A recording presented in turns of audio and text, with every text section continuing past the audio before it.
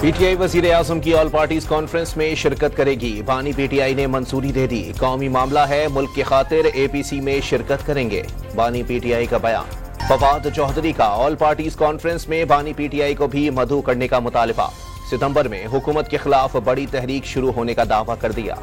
बानी पीटीआई के खिलाफ 190 मिलियन पाउंड रेफरेंस की समाअत। आइंदा समाअत पर साबिक प्रिंसिपल सेक्रेटरी आजम खान और साबिक वफाकी वजीर दिफा परवेज खटक तलब। नवाज शरीफ ने नून लीग की तंजीम साजी का फैसला कर लिया।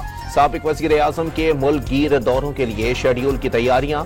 नून लीग में अहम तब्दीलियां किए जाने का इम्कान। पंजाब में 6 से 11 मुहर्रम तक सोशल मीडिया पर पाबंदी लगाने की सूबाई हुकूमत की दरखास्त वजारत दाखिला ने मुस्तरद कर दी।